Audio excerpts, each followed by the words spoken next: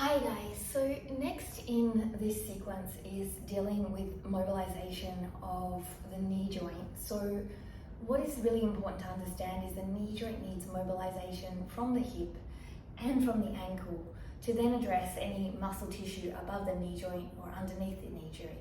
So we're going to start with a little bit of mobilization in the hip and the ankle, and then some foam rolling that will be affecting the above the knee joint as well and underneath.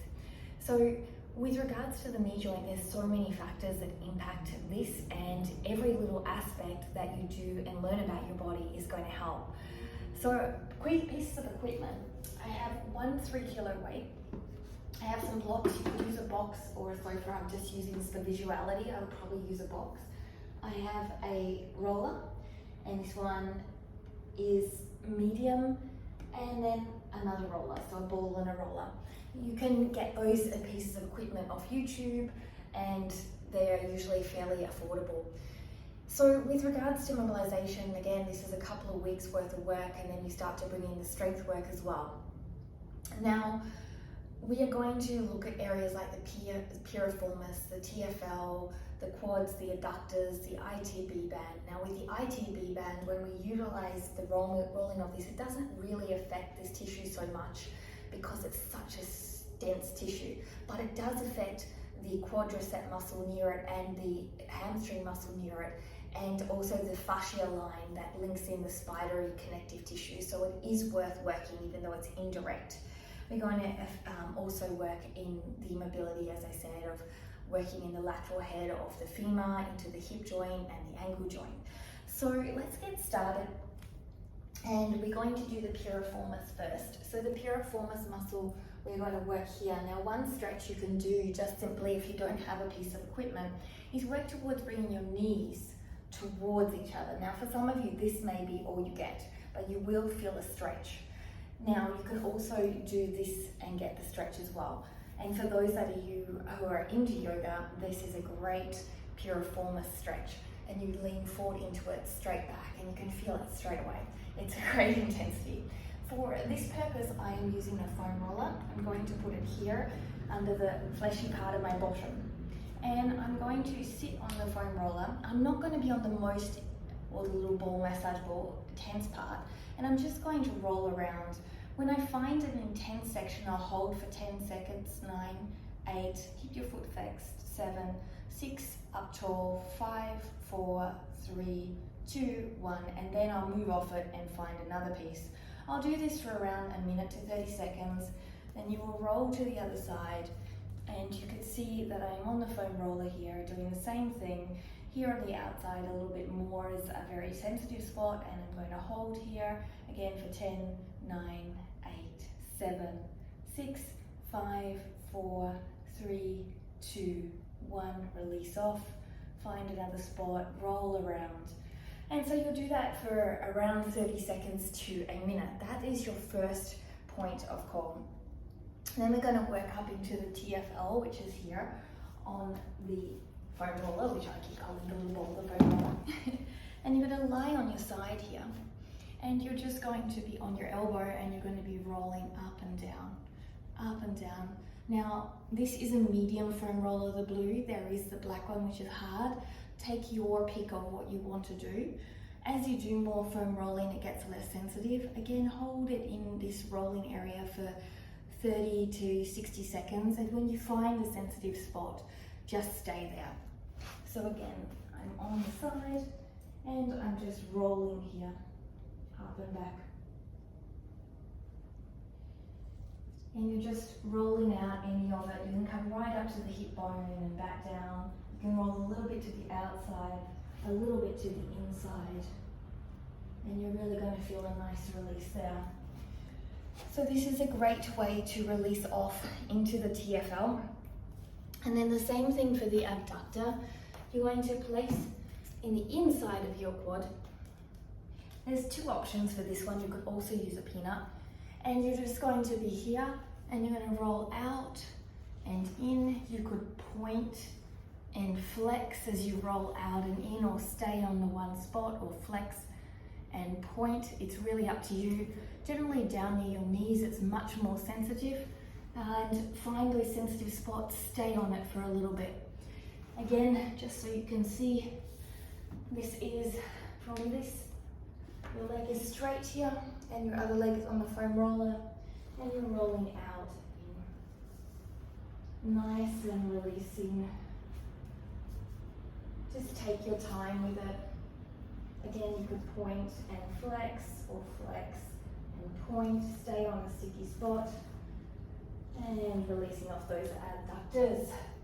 So you can see that we're working near the hip joint at the moment, releasing off all those things that can create hip joint issues, mobility issues, etc. We now actually, I need to grab my band, we're now actually going to use a band. So did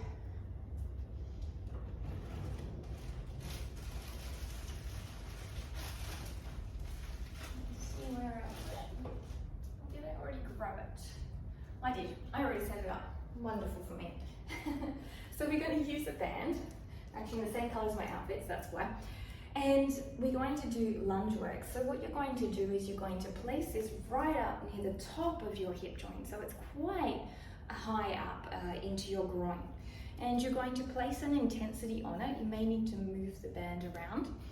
And you're going to come into your lunge.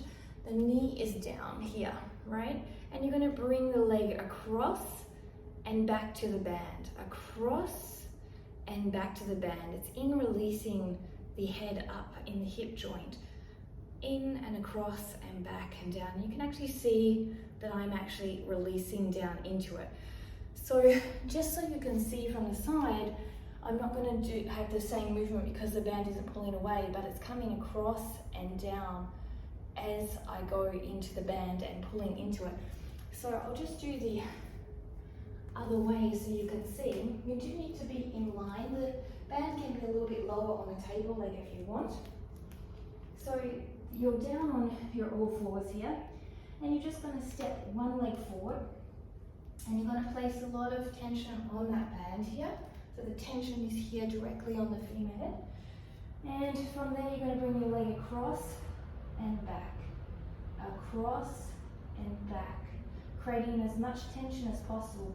Another alternative, just to give a little bit of strength, is coming up, and you can see I'm pulled this way and down, up and down. Now we then do the same thing in the quadruped position, and we pull away and slowly back, away and slowly back. So we do about 10 to 20 reps, and or doing 10, holding each for 5 seconds. So you can either move with a little bit of mobility, so just back and forth, but if you have the ability to, just showing you from the front, the quadruped, to hold 5, 4, 3, 2, 1, and back. Now, as you hold, make sure your legs stay in the same position and your arms are strong and your core is strong. And as you come back, don't let it pull you back. Control the movement back. So these are really good for the lateral head as you go through, and the lunge. And then lastly, so just a little bit of mobility work, is a great rotational internal, external. So you're going to hold on in a straight line here. And from here, you're going to extend one leg up, straight line. And you're going to rotate out, holding your arms straight, so your chest stays down. And then you're going to rotate in with your leg, keeping your chest in that horizontal line. And you're going to rotate your hip out, keeping your chest, so it's only in your hip. And rotate back, only in your hip. So you're not doing this, you're keeping it all in the hip. So again, you're not going up and down. You're staying here, nice straight line. You can have your legs bent if your flexibility isn't capable of going straight at this moment. And you're just rotating in the hips. See, my torso is staying and rotating. And then I'm rotating my hip, my torso stays neutral. So it's not this, it is this. So my hip is rotating, but my body is staying structurally down towards the ground. There's a little bit of movement, but not a lot. And these are great starts for your hip mobility. You would hold the positions for about 5 seconds, do 10 repetitions through. And now we're going to move into a little bit of ankle mobility. So the first one you can have with or without a weight. You go into a deep goblet squat. I'm going to swap it out for a squat. And then from there, lift up a little bit. And then from there, I want you to walk. So your knee comes down as you rotate. So you're walking and your knee comes down to the ground and comes back up. So you're getting lots of ankle mobility here and a little bit of weight. If that's too much right now, you can just hold this squat, not so low like this, a little bit elevated. Hold for 10 seconds and release. You can also do it without the weight and walking without the weight. So you can see it's a nice ankle mobility, this beautiful duck work. And it's a very big burner on the legs as well. So this is the first one. And the second one that I want you to do is a box stretch. Now, I would generally have a box about this high when I do it, but I just want to show you with visual purposes having these yoga blocks. So my foot is going to be on a steady surface. This is not the best example, but we'll do with it. And from there, I'm going to bring my other leg back and I'm going to lean forward into it. And I'm going to get a nice ankle stretch. I'm also going to get a really super strong hip flexor stretch in here. Squeeze the glutes so you have a nice, strong, straight leg. And really push forward into it. Hold in here. Keep your ribs in. You're going to feel a great stretch through your ankle and also a great stretch through your hip flexor. So again, you are in this position. Now a normal lunge would look more like this, right? But we are going all the way forward into our lunge and we're getting a really strong ankle mobility. Now this heel is not lifting.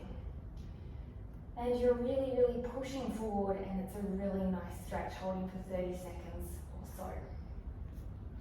So this is really deep work. So please be mindful of that as you go through. Then the next one is going to be a little similar. You're going to use the band for ankle mobilization. It would be ideal to have the band lower. At the moment, this is the best point for me to show you. And you're going to bring your foot, and you can see how hard this is right now.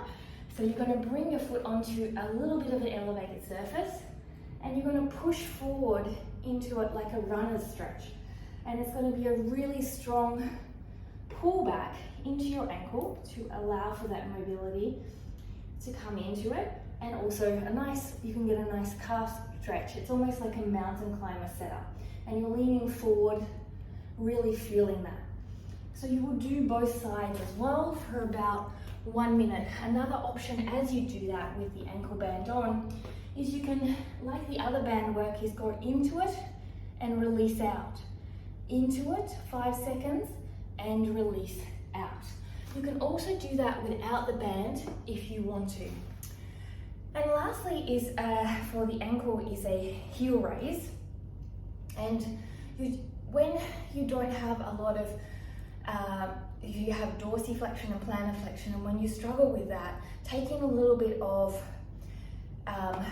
ankle mobility off and doing the heel raise, it also ensures when you do squats, for example, pistol squats, some people need like a mat underneath to be able to do them, helps us to take a little bit of pressure off the ankle area.